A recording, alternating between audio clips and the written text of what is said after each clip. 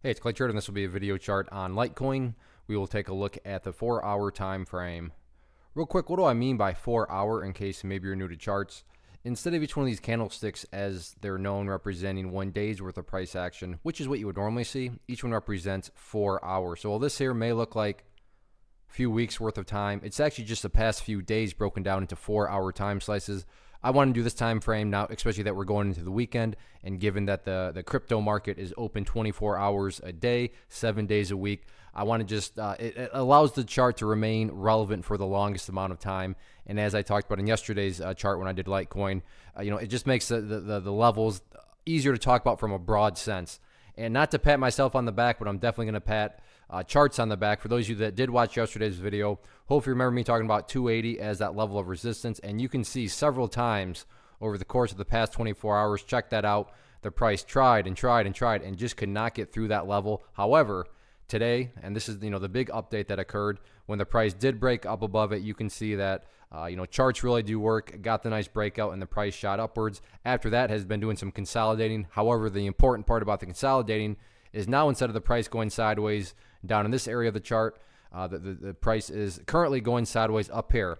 And sure, this sideways action isn't nearly as exciting as when the price is exploding upwards, but when quote-unquote boring action keeps on happening higher than previous boring periods, that's the name of the game. That's when you know that those uptrends are being built.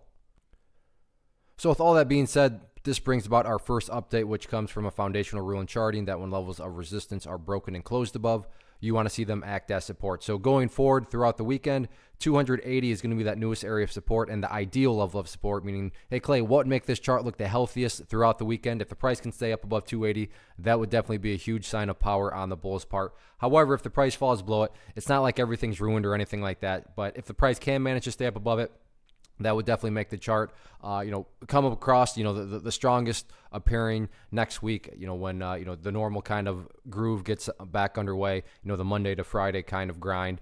In the event 280 does not hold, then you still have this level here that I talked about yesterday, and that's 240. And then taking a step back and looking at the truly broad scope of things, it's all about the purple line right there, which is the 50-period simple moving average. And from the broad sense, as long as the price stays above that purple line, then the overall trend is fully in the bulls' favor.